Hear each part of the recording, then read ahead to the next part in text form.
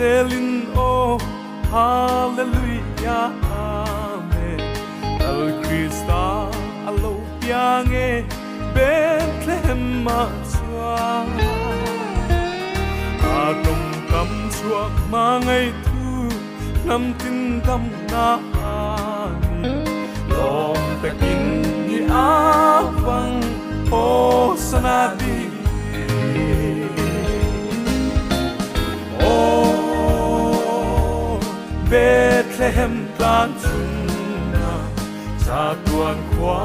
lo vare khilvel siam ro bo in chun hunna e lo lo ma ring chuanin lung chia tra le boy na an tuar to lo va amakin ro pui e kan rem na lal pa chu ma ngai na luan tire khovel ramma ya swala ta kan plan chuat he natura lo a ma ngai ram la la ni kan la li su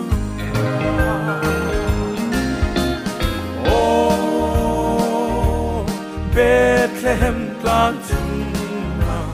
sa tuan kwa lo vare khilvel siam ro bo in chun hunna e lo lo ma ring chuanin lung chia tra le boy na an tuar to lo va hun pia ma theng ta e kan tan tam na ni a ngai na alwang lia me kalvaria chwa amak sia tu nge soi the leilung o ro song hia hello when Christmas December 25 ania chung kwa in hun kan mang hawani e hela hin hei pastor comment duem message boy ri heta hian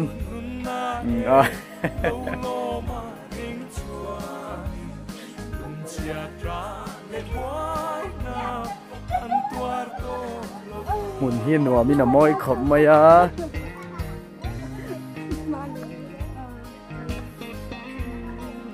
Merry Christmas, everyone.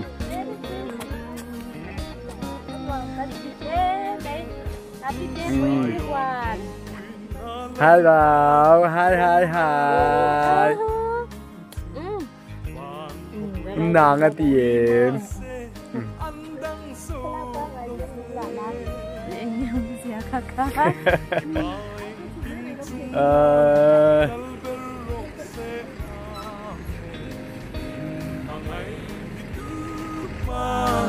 Anyal halo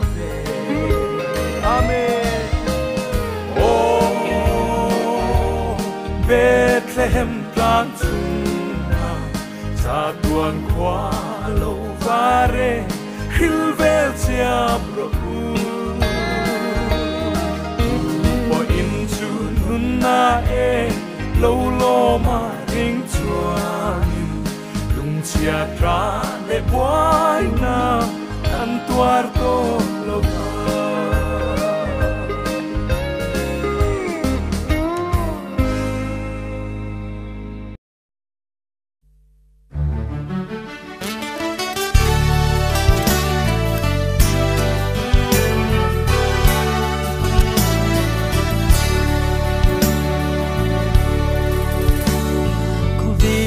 Tim en tu ra tu mangai puan ne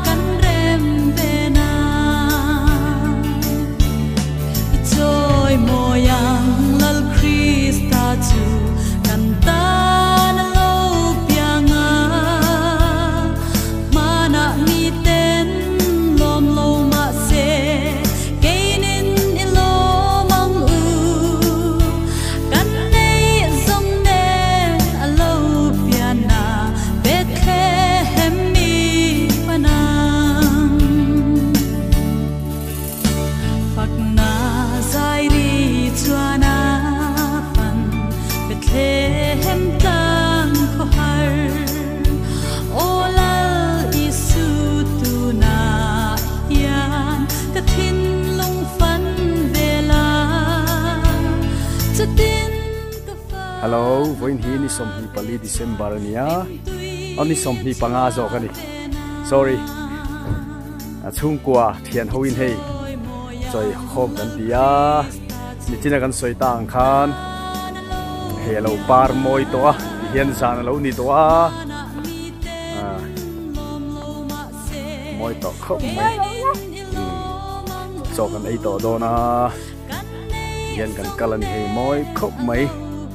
helai mun hi Christmas lawa po chung kwa hun man honan atha em moi em solai ina son toilet bathroom nuam tak le ei rong pol na gas kim chang haum vekani hian chung kwa hun man na solai son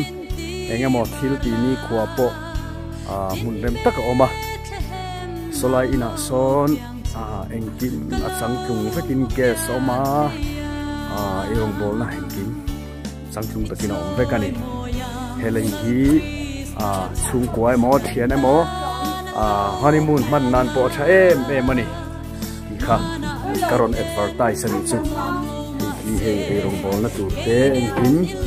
pe serania ti chuan in he lama hen room bathroom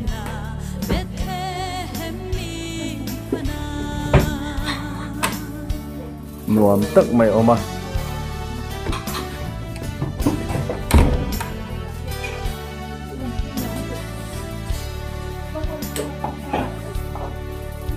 là mày hạ số năm mun anh ấy